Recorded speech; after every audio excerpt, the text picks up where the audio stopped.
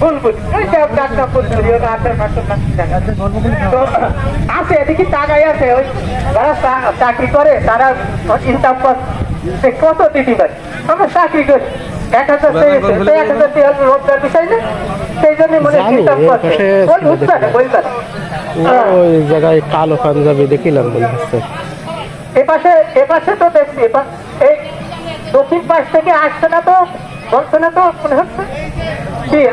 আমরা একটু বলি অনুরোধ করি, একটু সহায় করি, এটা আমাদের জিনিস তো আমরা থাকবো। হয়তো যাদের আমার বাড়ির জায়গা আছে, কবরস্থানের জায়গা আছে, সে হয়তো সেখানে কবরস্থান হবে। কিন্তু যাদের এর আগে বলতাম এমন জায়গা, হ্যাঁ সেই জায়গা আর এরা জায়গা এক রাখছে। আর এখানে যখন থাকবে তখন যদি একটা বেকার মানে বান্দা বান্দি যদি এখানে কবরস্থ হয়, তার জন্য উপকার আছে। একজন আলেম সে মা বাপের জন্য এখানে দোয়া করবে, শুধু তার মা বাপের জন্যই করবে না, এই কবরস্থানে যত কবরস্থ আছে সবার জন্য আল্লাহ তার দোয়া করবে। তবে বলি একটু বলি এই দক্ষিণ পাশে ওই আর দেরি হয়ে যাচ্ছে, সামনে কুরবানি করবো, অতিষ্ঠ হলে হবে না, তো একটু বলি যায়।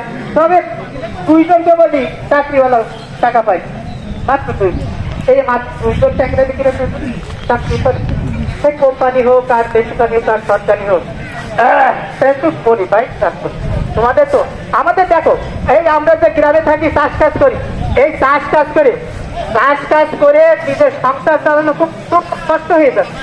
যারা চাকরি করে তাদের তো আর এই খরচ নেই, আশা করার যায় আছে সংসারে খরচে, তবে তাদের একটা লাভ আছে, প্রতি মাসে 2000 5000 10,000 20,000 50,000 এরকম হয়।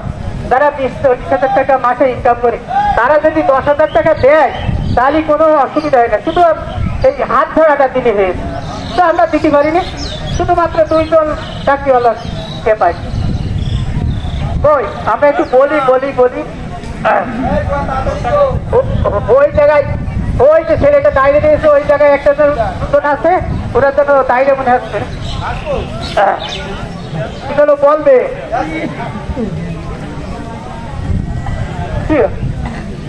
বলতে দেবো আর যাবো না, আমি বেশি দাঁড়িয়ে থাকতে পারছি।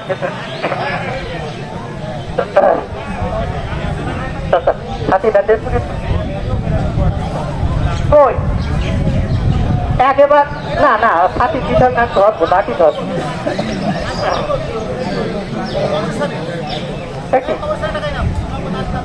আবার কিনা দিয়েছে একটু বল।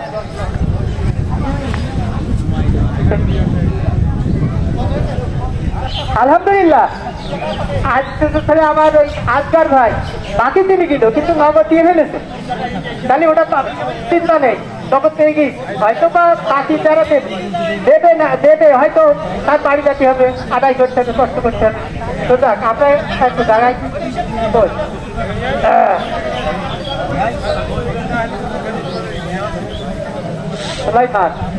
না তুমি আমার একটা সামনে কি শব্দ না, ও কিছু বললে না, আমি তো জানি যে হ্যাঁ